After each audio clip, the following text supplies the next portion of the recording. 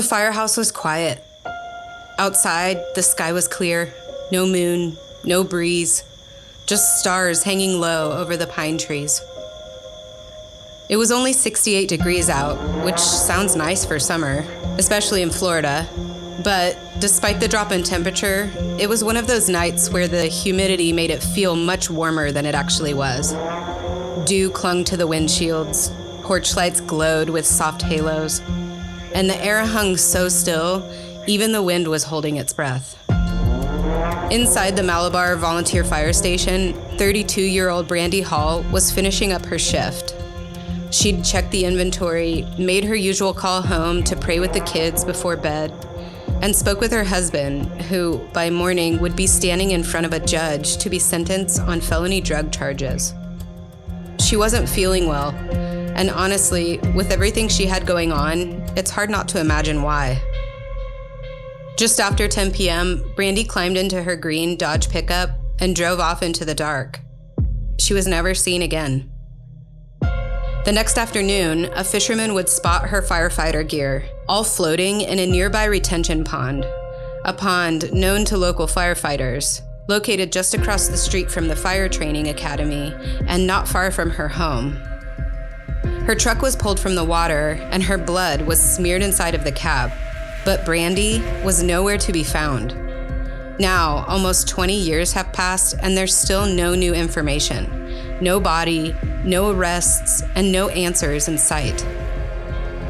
In the years that followed, Brandy's case would spark headlines, raise suspicions, and leave her family desperate for answers. Was it retaliation for her husband's crimes, a love triangle turned deadly, or something even harder to explain? My name is Sarah Reed, and you're listening to Sequestered, Season 2, Case 2, The Disappearance of Brandy Hall, Part 1.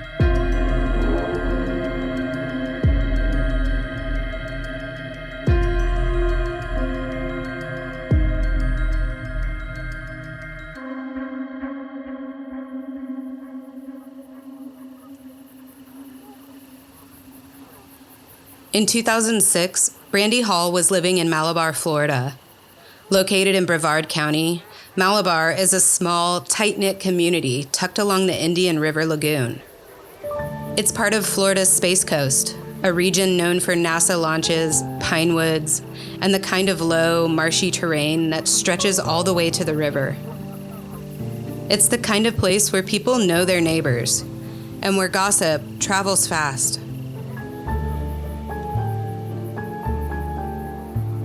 Brandy was a familiar face in town. She was tough, quick-witted, and always had grease under her fingernails, whether from a chainsaw, a boat engine, or from the trucks at the firehouse.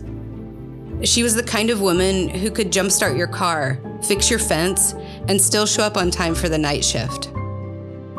Brandy started her firefighting career in Holapaw, Florida, volunteering at just 20 years old. That's where she met Jeff Hall, the man who would become her future husband. Jeff was calm, confident, and the kind of guy who'd been in the game longer than her, but never talked down to her. They got married in 1994. Over the next decade, their careers grew side by side. Jeff climbed the ranks and eventually became the fire chief of Osceola County. Brandy was rising too, working her way up at the Palm Bay Fire Department. She had sharp instincts, a cool head, and a reputation for staying calm when everything around her wasn't. By the year 2000, she was promoted to driver engineer, which is a big deal, especially in a department where most of the leadership roles went to men. She didn't stop there. She went on to become a certified paramedic, too. Brandy wasn't just good at her job, she was made for it. Helping people wasn't something she learned, it was just who she was.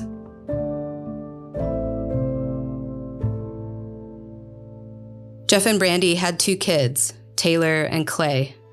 In 2006, Taylor was 10, and Clay was just 5 years old. By all accounts, Brandy was an attentive, present mom, always checking in when she could, even if it meant calling from the back of an ambulance or between emergency calls. Her mom, Debbie, often helped with childcare, but Brandy never let work become an excuse.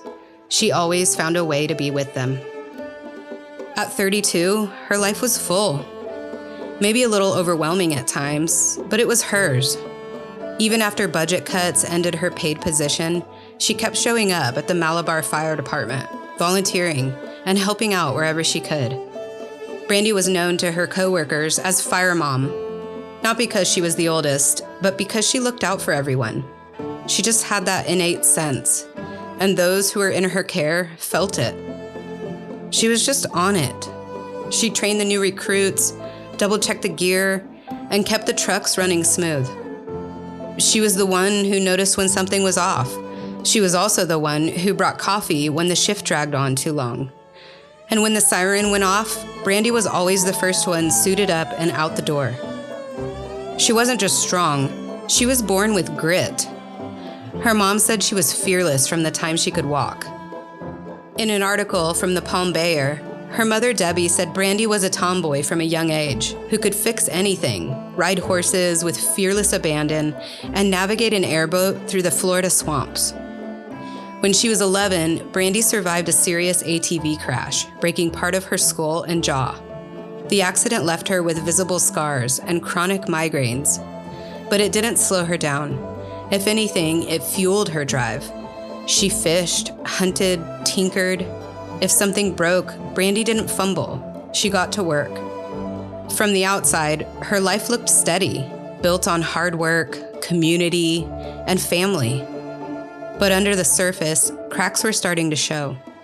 Her marriage to Jeff had grown tense. Stress at home, stress at work, and Brandy started growing close, maybe too close, to a Palm Bay fire captain, Randall Richmond. They'd worked together over the years and trusted each other, and somewhere along the way, the lines got blurred. Then, in July of 2005, everything came crashing down. Brandy's husband, Jeff, was arrested for running a sophisticated marijuana growing operation out of a mobile home on a piece of land that he and Brandy owned in rural Osceola County. These weren't just a few plants tucked in the backyard. According to an article from firehouse.com, deputies uncovered 460 marijuana plants, along with 18 pounds of processed cannabis, inside of a fully outfitted grow operation that included high-intensity lights, hydroponics, sprinkler timers, and even a $23,000 generator that was running it all.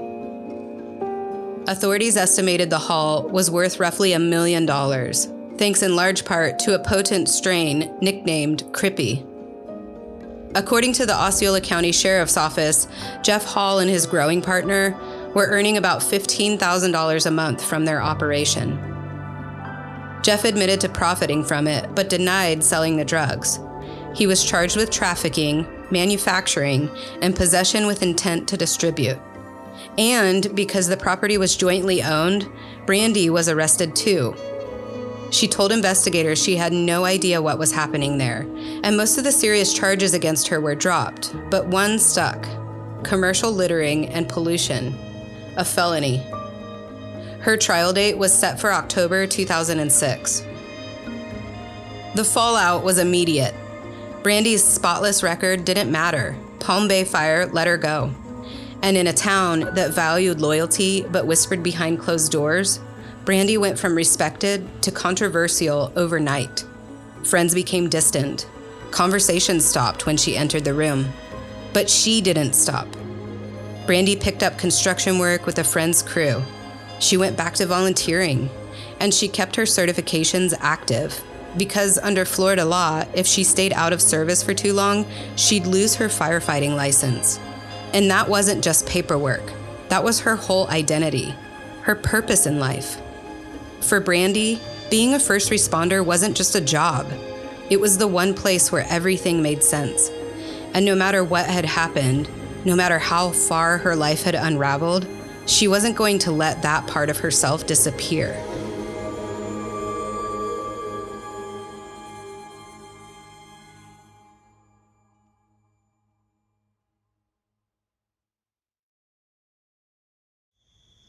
Then came August 17th, 2006, a Thursday.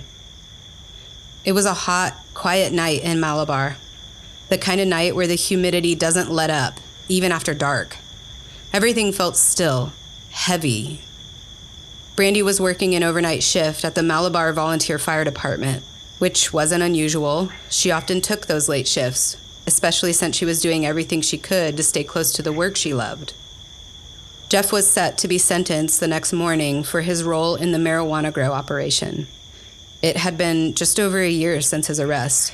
A year of court dates, media attention, and the slow unraveling of the life they'd built together. Brandy had made the decision to testify on his behalf as a character witness in his trial. So tonight the plan was simple. She'd finish her shift, head home to be with the kids when they woke up, and they'd all go to court together in the morning. She'd get through it and move forward, just like she always did. Their kids, Taylor and Clay, were at home with Jeff that evening. According to the Charlie Project, they watched TV and fell asleep together. I'm sure Jeff was doing his best to keep things as normal as possible for them. I mean, just imagine that evening. Taylor was 10, Clay was only 5. They probably had some sense of what was shifting, but how do you explain to kids that their dad's going to prison? That life as they know it was about to split wide open? And Jeff knew. He knew exactly what was coming. He understood what his choices had cost and what the court's decision would mean for his family. Everyone was doing their best to prepare for the next day, but none of them could have prepared for what was really about to happen. Around 9:30 that evening, Brandy picked up the phone at the fire station. She called home like she always did, prayed with the kids before bedtime, checked in on how things were going. She told Jeff she'd see him in the morning, and she told her coworkers the same. What surprised some people was that Brandy had also asked both her current fire supervisor and her former boss, Captain Randall Richmond, to testify for Jeff the next day. Yeah, that Randall. The same man she'd once been romantically involved with. It says a lot about Brandy, really, that she was still willing to show up for Jeff, even with everything going on behind the scenes, even with the affair, even with the weight of what that courtroom must have represented for her. She still planned to take the stand, still planned to bring the kids, still planned to speak on his behalf. At around 10:30 p.m. that night, Jeff got word that the court had bumped up his hearing time. Now, instead of a mid-morning appearance, he'd need to be there at 8 a.m.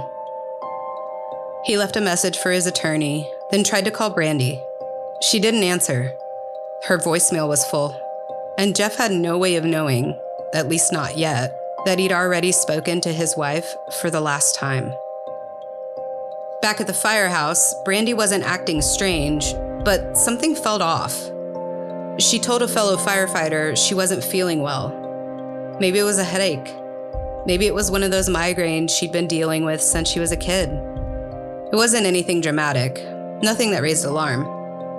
She finished the inventory she'd been working on, packed up her things, and walked out of the station, stepping into the thick Florida night. It was about 10:45 p.m. when she got behind the wheel of her green Dodge pickup and drove off. Here's what we know. At exactly 11:06 p.m., roughly 20 minutes after leaving the station, Brandy answered a call. It was from Randall Richmond. The call lasted 10 minutes and 46 seconds. And when it ended, so did the trail. That was the last known contact Brandy Hall ever had with anyone.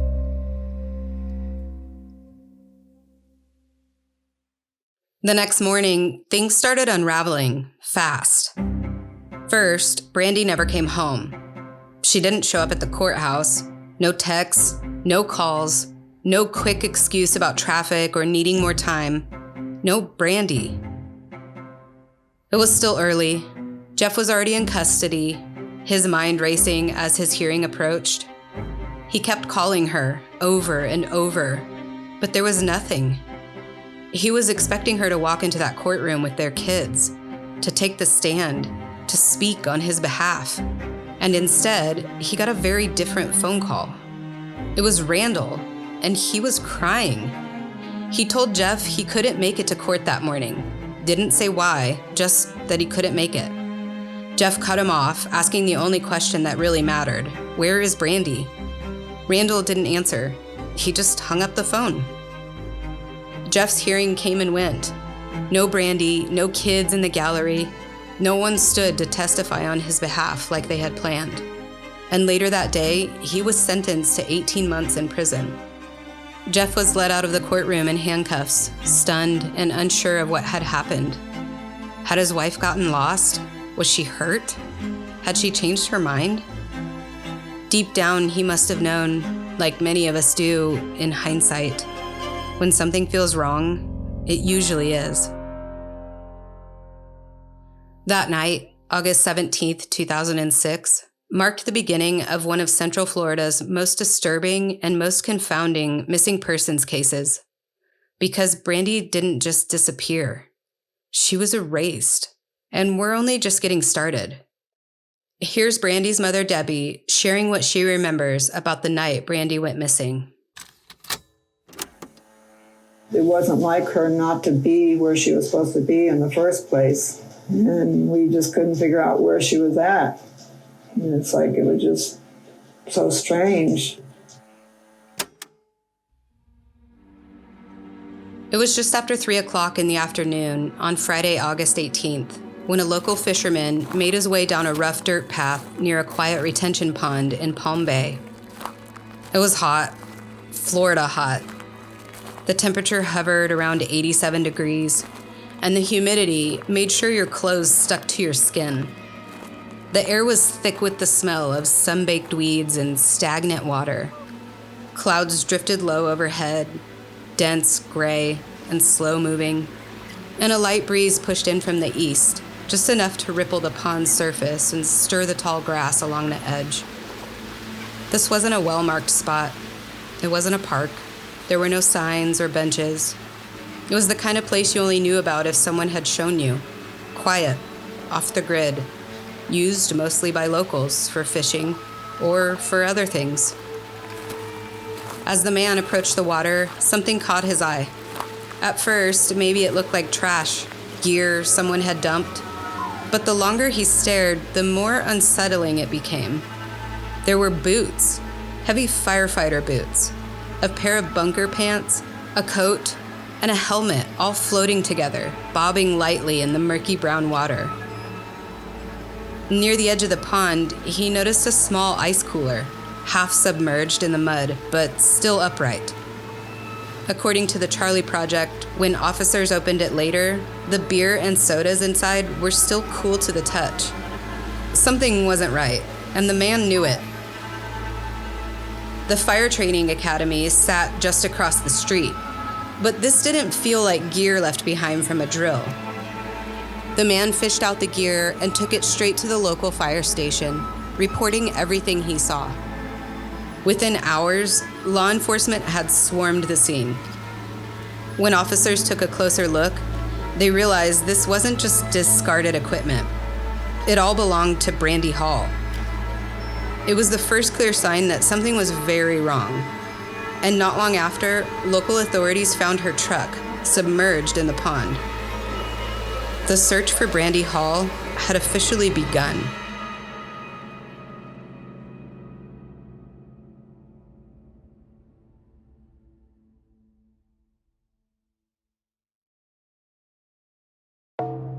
According to Florida Today, the pond where Brandy's truck was found was an L-shaped retention pond tucked behind Eastern Florida State College's Palm Bay campus. I mentioned this before, but the pond wasn't visible from the road. It's the kind of place you would only notice if you were really looking for it. In the days immediately following Brandy's disappearance, investigators partially drained the pond and brought in divers to search, but the conditions were rough. The water was dark, murky, and still. Visibility was next to nothing. Divers could barely see their own hands in front of their faces, let alone anything deeper. They focused their efforts on just one section of the pond, and whether it was due to time, staffing, or sheer difficulty, the rest went largely unsearched. Years later, when the pond was fully drained for the first time in over a decade, reporters were given a rare look behind the scenes. What they found was staggering. Without water, the pond looked enormous, more like a deep, sunken field than a retention basin. In some places, it dropped over 20 feet deep, with steep, uneven slopes and a thick layer of muck coating the bottom. It was the kind of place where you could hide something, maybe even someone, and it could stay hidden for a long time.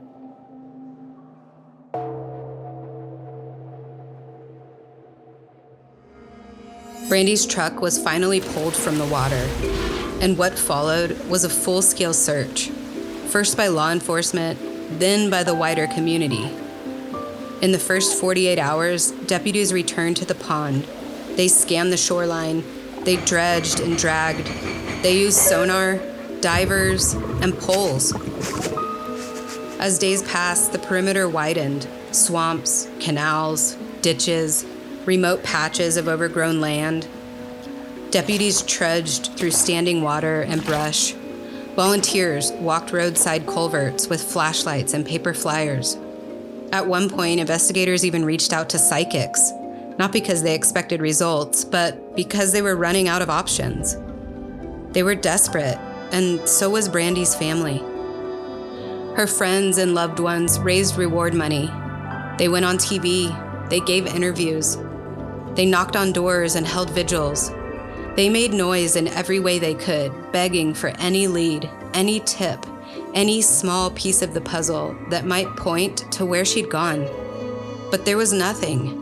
No movement, no trace, just an echoing silence that seemed to grow louder with every passing week. Then, almost a year later, on June 24th, 2007, two fishermen were casting lines in a canal near Vero Beach. That's more than 60 miles south of where Brandy had last been seen. They spotted something floating near the shoreline. It was a backpack, and it belonged to Brandy Hall. Inside were her clothes, her wallet, and her day planner, but no other sign of Brandy. No blood, no note, no explanation. Just a bag that had somehow traveled miles from where she vanished and surfaced without her. Here's News 13, David Wanders breaking the news of finding the new evidence in June of 2007, just 10 months after Brandy went missing. A bag belonging to Brandy Hall was found by fishermen in Indian River County earlier this week. The bag was underwater. It contained some personal items. They had found some specific item that had her name on it, and I guess they went home and Googled the name and realized what was going on and contacted the Indian River County Sheriff's Office. At least it was something to be brought out back in public light, saying this case continues and it's strong. Then the Palm Bay Police Department, the FDLE, is working on the case, and hopefully that would trigger something in somebody's brain to call in and say, listen, hey, I know this, I know that. Police wouldn't get into specifics about what was in the bag, but it adds even more weight behind the theory that someone could have murdered the firefighter. Hall hasn't been seen since she went missing in August of last year, since her last shift here at the Malabar Volunteer Fire Department. Her fire gear and truck were found in a pond near the Malabar fire station. Police say her blood, a substantial amount of her blood, was found in the truck. This pond does not connect to the body of water in Indian River County, where her bag was found earlier this week. Another full year passed, and in 2008, a second item turned up, this time near Mathers Bridge in Indian Harbor Beach. It was a yellow fire helmet used during Brandy's time as a volunteer in Hualapai. Her name was still printed across the front, along with the words, "No fear." The helmet had traveled more than 30 miles from where her truck had been found. But again, no Brandy. So now, two personal items have been discovered miles apart over the course of 2 whole years, and still there is no body, no witnesses, and no trace of what happened that night. It was as if she'd been swallowed by the landscape itself.